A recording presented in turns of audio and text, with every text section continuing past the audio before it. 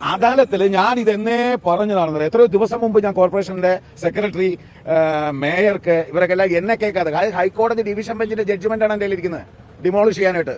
അവിടെ നിങ്ങൾ മനസ്സിലാക്കണം, അതിന്റെ രണ്ടാമത്തെ നിലയിൽ 80ഓളം വിദ്യാർത്ഥികളും 22ഓളം അധ്യാപകരും പഠിക്കുന്ന ഒരു സ്കൂള്, അതായത് കോളേജ്, എന്താണ് സ്കിൽസ് പാർക്ക് സ്കൂൾ എന്നൊക്കെ വേണം അതിന് പേരെടുക്കുന്നത്. അത് അവിടെ പ്രവർത്തിച്ചുകൊണ്ടിരിക്കുകയാണ്.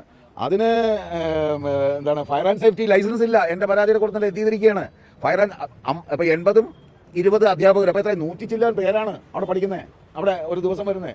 അതിനുള്ള പാർക്കിംഗ് ഏരിയ ഇല്ല, മറ്റതില്ല മറിച്ചതില്ല, അതിൻ്റെ കൂടെ ലൈസൻസ് ഇല്ല, അതിൻ്റെ കൂടെ എന്താണ് ഫയർ ആൻഡ് സേഫ്റ്റി NOC ഇല്ല. ഞാൻ കഴിഞ്ഞ ദിവസം ഞാൻ ഫയർ ആൻഡ് സേഫ്റ്റി വിളിച്ചപ്പോഴത്തേക്ക് ഞാൻ ചോദിച്ചു, നിങ്ങൾ ഈ പറയുന്ന എന്താണ് മറ്റേ മലപ്പുറത്ത് അവിടെയൊക്കെ ഉണ്ടാകുന്ന ആക്സിഡന്റ് നിങ്ങൾ ഈ പോയി ചെളിക്കകത്തൊക്കെ പോയി ഇങ്ങനെ കിടക്കുമ്പോൾ സത്യം പറഞ്ഞാൽ നമുക്ക് വിഷമം തോന്നിയിട്ടുണ്ട്.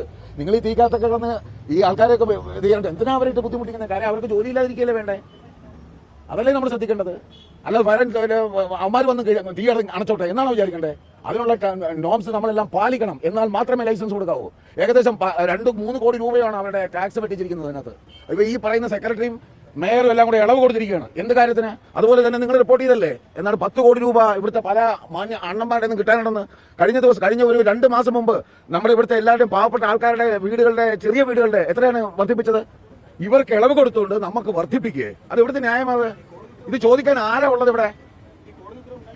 നിയമം പാലിക്കുന്നില്ല. 9 വർഷമായി 2015 കിട്ടിയതാണ് എനിക്ക് ജഡ്ജ്മെന്റ് ഡിമോളിഷ് ചെയ്യണം എന്നുള്ളത്. എന്നിട്ട് പിന്നെ അവിടെ കൊണ്ടുപോയിട്ട് സുപ്രീം കോടതി ഓർഡർ വരികയാണ്. പിന്നെയാണ് കളിക്കുന്നതിനടുത്ത്. അങ്ങനെ ഞാൻ വിടുന്നില്ല. എനിക്കറിയാം.